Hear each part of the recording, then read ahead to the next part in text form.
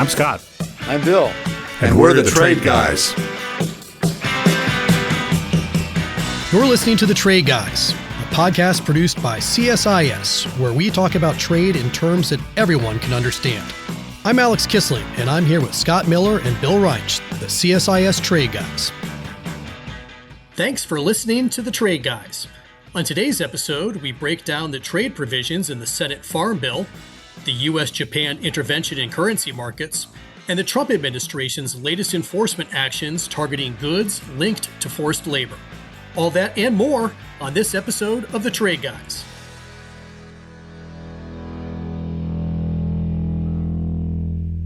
Welcome back to The Trade Guys, everybody. We have a few great topics to cover today, but before we dive in, I want to go back to Bill at the news desk. It's been a few weeks since we've done this, Bill, but you have a number of updates on refunds and legal issues that we have covered over the past couple of months. So what are we looking at today? Well, yes, there's a bit of a litigation update. Their lawsuits are multiplying like rabbits, as the sheriffs have multiplied initially like rabbits, and now they're all being followed by lawsuits. The 301 case now has 3 lawsuits pending against the 301 tariffs. The plaintiffs are a small watch company in California called Collective Horology. That's horology with an H. Burlap and Barrel, which is in New York, imports spices. And a separate group of companies, including our old friend Rick Oldenburg from Learning Resources and others who we had on this program in the past. And then the third set of plaintiffs are the usual collection of 25 attorneys general and governors, all from Democratic states. So what's going on there is that there seems to be some agreement on timing and scheduling, meaning that it looks like there's an agreement that the Burlap and Barrel plaintiffs will be the master case, and they set up a schedule that culminates with, I think, all briefings and presumably the hearing to be held by October 2nd. The 3-judge panel has been announced. So, all wheels are turning on that one, although there's not going to be any kind of a decision anytime soon. In addition, in the Section 122 cases, that's on appeal to the Court of Appeals for the Federal Circuit, and that's expected to be decided sometime in the fall, and I've got no further news on that. On the IEPA front, there are 2 things going on that are kind of interesting because they're complementary. They're designed to achieve the same problem. I think the refunds for the unliquidated entries continue to proceed normally and as planned. The controversy has been over refunds for tariffs that were finally liquidated by CBP, where the Justice Department, and CBP for that matter, has argued that refunds cannot be made in those cases except pursuant to court orders that are specific to each case. In other words, each importer has to go and sue and win in order to get their money back. An incredibly inefficient process.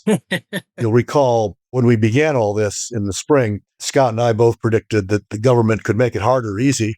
And it's apparent in this case, the government's making it hard, apparently on the assumption that a lot of people won't bother and they'll save some money. That's being fought on 2 fronts. The Justice Department has appealed Judge Eaton's order that the tariffs be refunded on the grounds that it was a universal injunction. In other words, it was granting universal relief to all the people that were affected, even those that were not parties to the actual litigation. The Supreme Court issued a decision last summer in Trump v. CASA, C-A-S-A, that basically shut the door on most universal injunctions by ruling that the Judiciary Act of 1789 didn't give the judiciary authority to do that. But they left one door open, which was the class action door, that if you can organize and get certified as a class, then you can sue as a class that covers everybody that's a member of the class, whether they filed lawsuits themselves or not. So what's happening right now is literally right now, today, one track of this has been the plaintiffs, meaning the aggrieved importers, are trying to get certified as a class so they could get around the Justice Department's protest and appeal and stay within the ambits of last year's Supreme Court decision. The CIT has a hearing today is August 6th, on precisely that question, whether they can be certified as a class. So we'll see how that works out. Meanwhile, the appeal of the Justice Department decision continues as well. And so the plaintiffs really are fighting this issue on two fronts. They're fighting the Justice Department's position in court and arguing that there should be a universal injunction issued in this case, and that it's at a minimum inefficient not to do that. But that one doesn't succeed. They're also pursuing the class action front. And there, since the hearing was today, and the CIT tends to work fairly efficiently, we can expect a decision about that fairly quickly. Now, that, of course, isn't going to settle the issue, because the issue on the table is simply, can we get certified as a class? If the answer to that ends up being yes, and of course, the Justice Department may appeal that, but if the answer ultimately gets settled as being yes, then they have to file a class action suit in order to get the money back. So this is on a slow track either way, but wheels are turning and lawyers are making piles of money, and we will continue to report on it. The three of us went into the wrong field for our careers. I know that. You can have a happy life and not be a lawyer, but there does appear to be some money in it. We're doing the people's work, sort of. That's right. At a lower pay, to be sure, but that's right. Well, Bill, thanks for all the updates. And I want to dive into our first topic here today, and that is the Farm Bill. Arkansas Senator John Bozeman, chairman of the Senate Ag Committee, is working to pass the first 5-year reauthorization of the Farm Bill since 2018, with the Senate Committee's markup happening as we are recording this episode. So, Scott, there are a few angles here to unpack, but let's just take a step back for our listeners and tell us what's in the bill and why it's important for our trade watchers out there. Oh, look, the Farm Bill is one of these tasks in Washington that is no longer what it once was. When I was back in the last century, when I first started in this business, the best example of coalition building, lobbying, and influence was watching the Agriculture Committee or the members of Congress who cared about agriculture make things happen. The Aggies were amazing at what they could get done, and they designed bills to pass. They looked for ways to incorporate and add other constituents to their programs. It was very impressive, a very impressive operation. It appears now that while there are many impressive members of Congress who are part of the Ag Committee, don't get me wrong about that, what we have is the Farm Bill has fallen into one of the category of issues in Washington that seem to be designed not to get things done. So the budget's the classic example. We haven't had appropriations bills passed since 1996. And what we have is a budget process that just kicks the can, that doesn't lead to continuing resolutions. It doesn't lead to solving problems.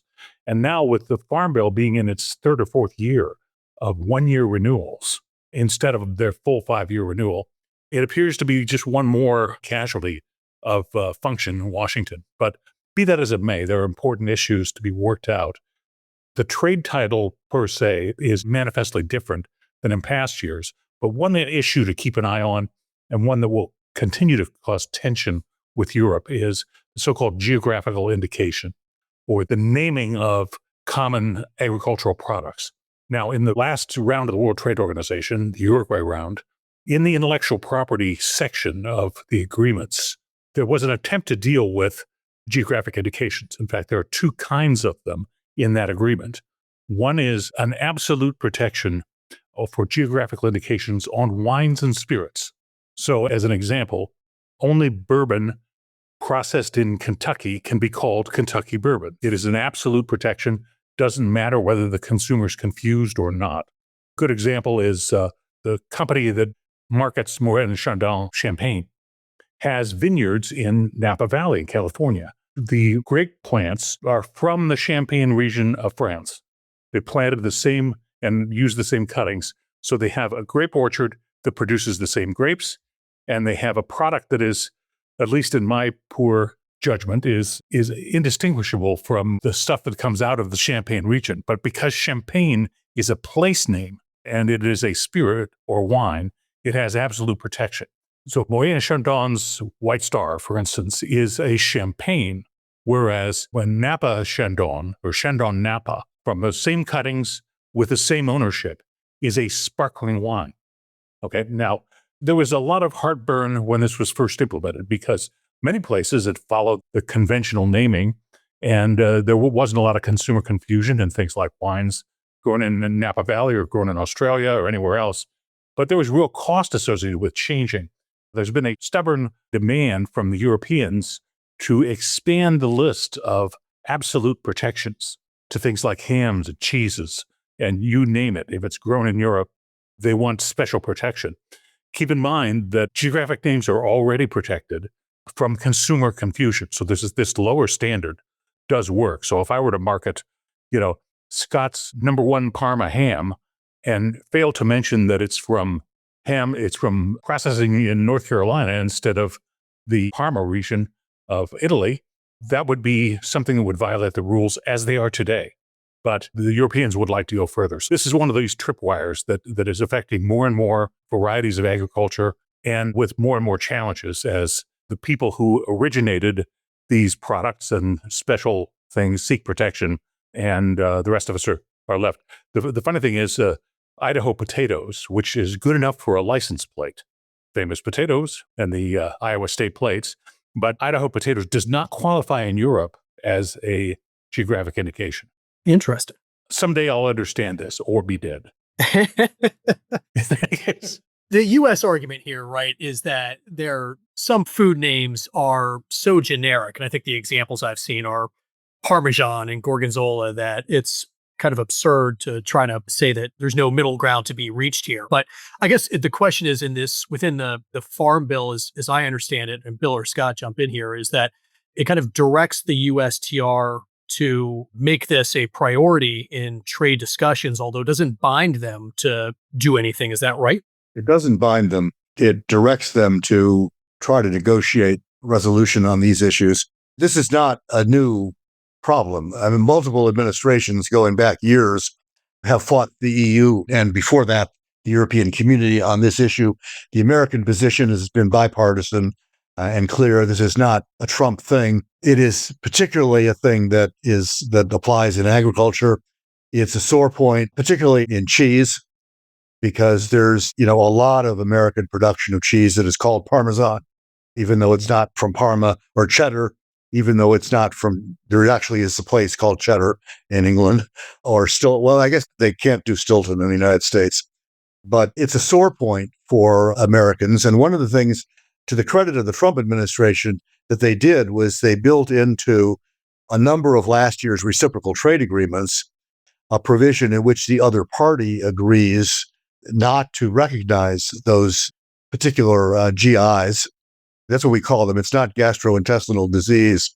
It's geographical indications, not to recognize those GIs if they conflict with their obligations in the U.S. agreement.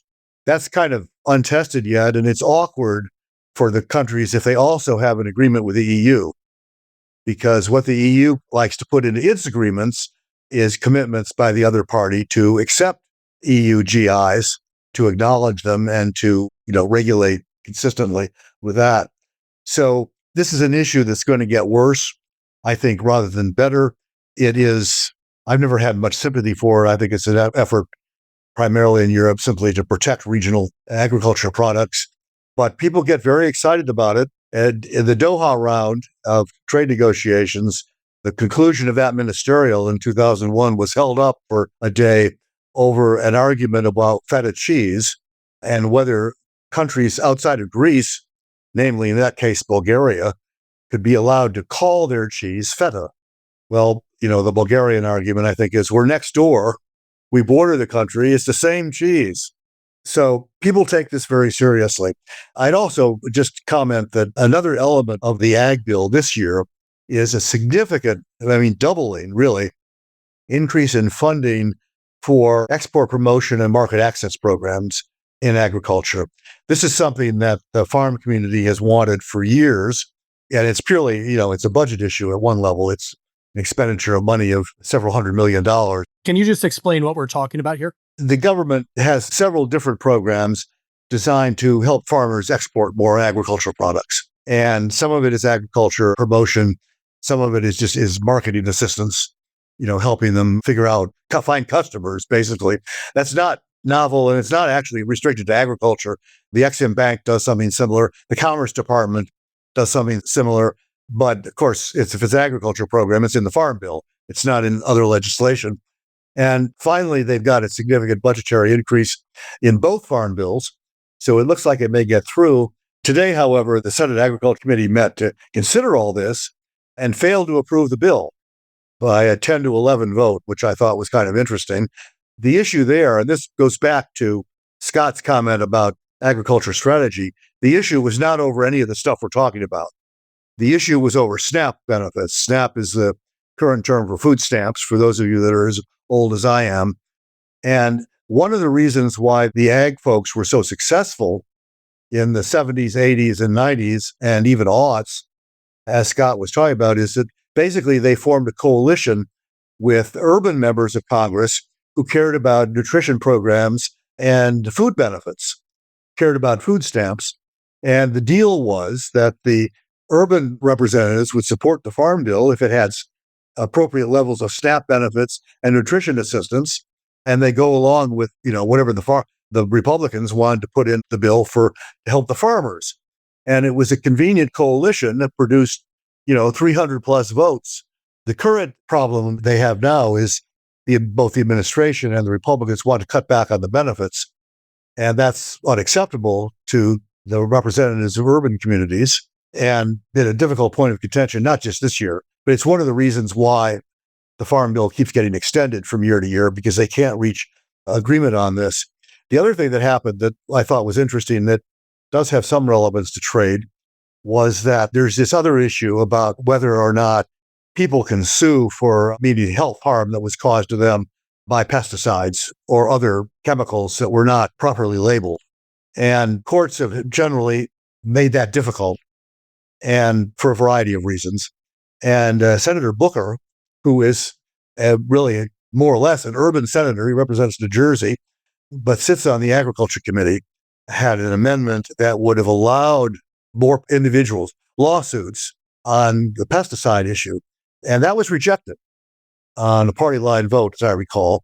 So there's a lot of issues here that have delayed the Farm Bill because the coalition has crumbled, really.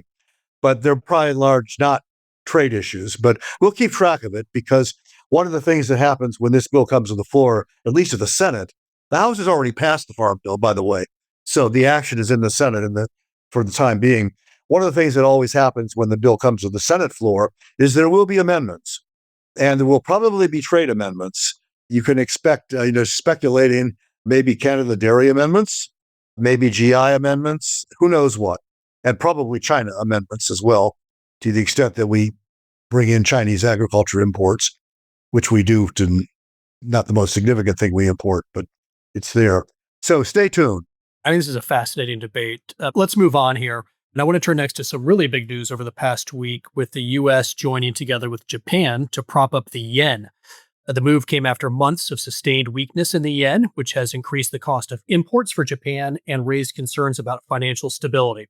Scott, I'm going to turn back to you. This was an unusual step. So what prompted the move, and why does it matter? Yes, it is an important issue, but it's very important given Japan's position in the world economy and our alliance structure, that we get along with Japan, particularly when it comes to financing. Japan has long been and remains the largest holder of U.S. debt outside the United States. So they're a pretty good customer for what we have to sell, which is treasury bills. But more importantly, there's been close coordination with the Treasury Department of the United States and the Japan Finance Ministry to try to keep the yen from falling further. In efforts to improve the level of domestic investment, the yen fell to a roughly 40-year low. So it got down as far as 164 yen to the dollar, which is quite low. And so the intervention was something that big economies often do, their central banks do, and their treasury departments do, to try to stabilize or make somewhat more predictable the ongoing pricing of the currencies underneath. Now, prices can be affected by a couple of things. Mostly it's buying and selling a counter instrument. So if you want the yen to rise, you buy yen and sell dollars. And so the coordination with the dollars, given it is the largest and deepest liquidity of any currency, is dollars. And you can trade a lot of dollars without any effect on the price. So it's the ideal instrument to use. Doing it in coordination with the Treasury is a smart thing to do. The last time this happened between the United States and Japan, by the way, was 2011. During that period of time, was the Obama administration. And I believe that was Tim Geithner was the Treasury Secretary, but it was a different condition. In that case, the yen was too strong after the Fukushima reactor crash and the earthquakes and tsunamis that they were facing. So it was a weather condition that provoked the difficulty, but we do these stabilizing things. In fact, the original G7 was a group called the Library Group that met in the White House library, and it was only finance ministers for this very kind of thing. So it's not a bad thing. It's a reasonably wise move on the part of Japan and the United States, given that there's a lot of dollars held by Japan, and Japan has some fiscal policy goals that they're trying to achieve. And one of the issues that continues to come up is Japan has very low interest rates, which leaves room for something called the carry trade. The carry trade is a very interesting way to leverage higher interest rate currencies versus lower. And so we have a zero interest rate or near zero interest rate currency, and like the yen, it becomes the funding currency. And then you pair that with a higher interest rate currency or assets that are denominated in a target or the carry currency. And you profit off the difference in rate, which you can leverage. In stable currency relationships, that happens a lot. So the Japan carry trade is one of the reasons that there's a slightly decline. That's also pressure on Japan interest rates. But overall, this is a good example of financial coordination among allies that is clear. They've been transparent about it, and they're stabilizing Japan for good investment reasons. Yeah. Bill, I've seen a lot of commentary this week arguing that the intervention was perhaps less about the yen itself and more of a signal about growing stress in the global financial system. Is that right, or is it just really about the yen here? I mean, I agree with everything that Scott said. There are macroeconomic factors at stake here that actually, I think, have more impact over the long term. There's a long history of currency intervention, in particular to normalize markets and to stop people from panicking and things getting out of hand. But when you've got a disparity, in particularly, for example, Scott cited, disparity in interest rates, where in Japan it's hovering, I think, around 1%, and here it's, up above above 3.5%. There's really an incentive there for people to sell yen and buy dollars, or to invest their yen in U.S. Treasuries, because they can get a higher return. And that's a difference in macroeconomic policy between the two countries. One of the things that Secretary Bessent has been also doing, in addition to the intervention issue, has been encouraging the Japanese to raise their interest rates. And they've done that because it's gone from near zero now to, I think, 1 or maybe a little bit more than 1%. That has other consequences in the economy, of course. If you start raising interest rates, then in theory anyway, you may start yourself into more of an inflationary cycle. I mean, Japan doesn't really have to worry about that because they've been in a deflationary cycle for the better part of 20 years. And, right now, and a 1% interest rate isn't going to make that much difference. And if they jack it up a little bit more, it's still not going to make much difference. But this is a question of, the Fed deals with this in the United States all the time, which is the inevitable dilemma between, raising rate or lowering rates to control inflation, and at the same time thinking about the macroeconomic impact that will have on employment, wages, and things like that. So, I think that the current situation is less of a problem than we had in the 80s, for example, when we ended up having the so-called Plaza Accord, where basically the G7 got together and pushed Japan to make some adjustments and to allow its currency to appreciate. And at that time, actually, the currency at that time was not that different from where it is now. Come to think of it, it's fluctuated over the years. I used to chuckle about this because our old friend, Fred Bergsten, who for years ran the Peterson Institute on International Economics and was a Treasury Department alumnus, would frequently talk about exchange rates, and particularly about Japan, because that was the problem of the 70s, 80s, and, 1990 anyway. And when it was 200 to the dollar, he would say, well, when it's 150, all of our troubles would go away. Well, it actually went down to 150 and nothing changed. We still had an enormous deficit with Japan. So then he said, well, if it goes down to 100, all our problems will be solved. Well, it actually did go down to 100. In fact, at one point it reached around 80, and the deficit still didn't change very much. So there's a lot of other issues that are involved here as well. I'd also say just a word about China. Yes, please. Where we have the same problem. The current estimates are that the Chinese, the RMB or the yuan is undervalued by, people say 20 to 30%. This is not a new argument.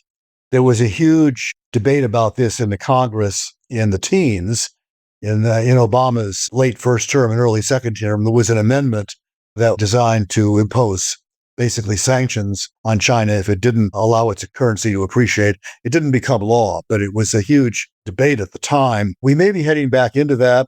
There's a difference, of course, because the Chinese currency doesn't float freely. It floats within a very narrow range that's set daily by the Chinese government.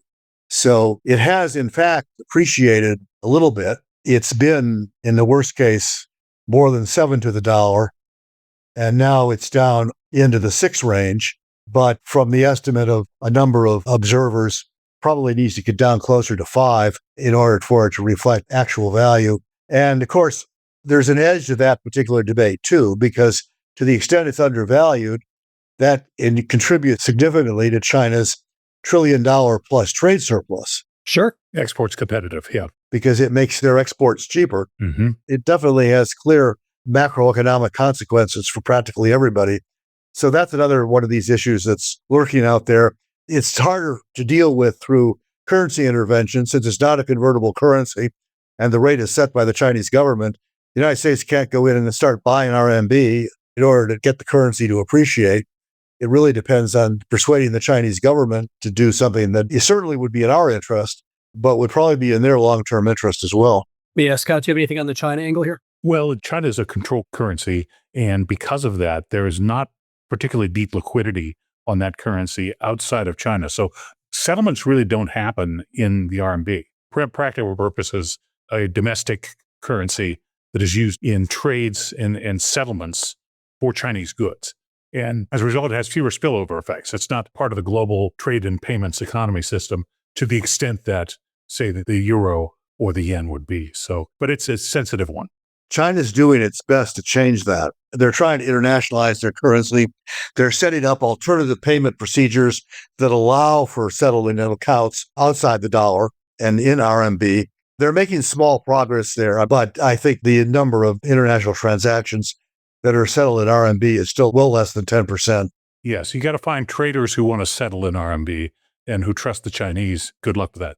Well, or you find people like the Russians who don't have a lot of choice. No, good point. And that bumps up the data. Yes. Because, there's a lot of trade between Russia and China right now, particularly Russia's exports of oil and gas. And to the extent those end up being settled in yuan or RMB, that makes it look like more is going on than actually is going on, I think. True. Interesting. All right, good point. So I want to turn finally today to some news from the Department of Homeland Security, which has added 43 companies to the Uyghur Forced Labor Prevention Act entity list, which bans these entities from shipping goods to the United States. This is notable because this is the first time the Trump administration has made additions to the list. So, Bill, I'm going to turn to you here first. How notable do you view this move to be? There's not a lot to say about it. I mean, the administration has begun to come under some criticism for hypocrisy on the forced labor issue. They have, determined that 60 other countries are guilty of either not having a forced labor law or not adequately enforcing the one they do have. And at the same time, this is an administration that has made no changes in the list of entities that fall under the U.S. forced labor statute, which we've talked about ad nauseum in previous years. This is the famous UFLPA, but the Uyghur Forced Labor Prevention Act. And as near as I can tell, enforcement there has been proceeding all right. There have not been any dramatic developments that I'm aware of recently.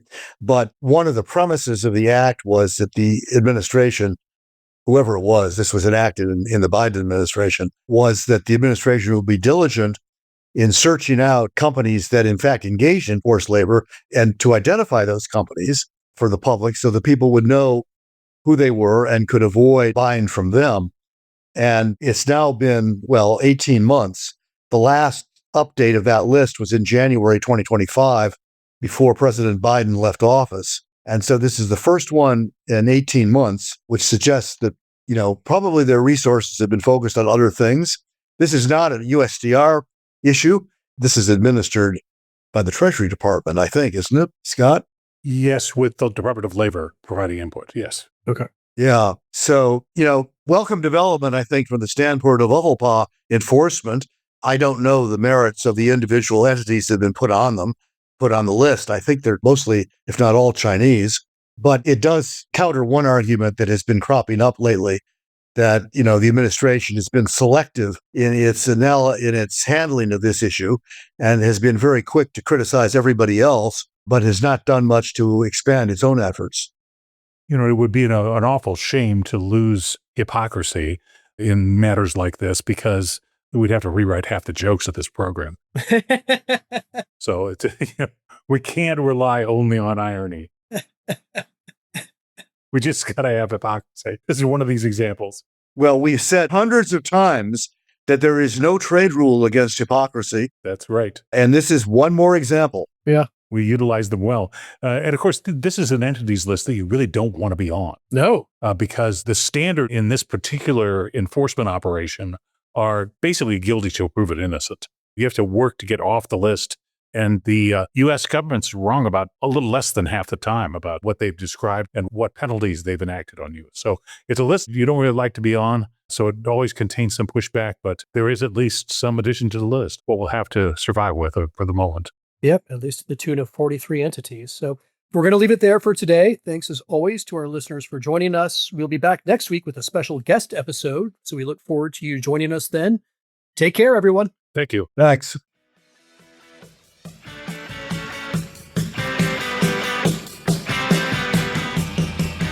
You've been listening to The Trade Guys, a CSIS podcast. For more audio content, visit csis.org/podcasts. Thanks for tuning in.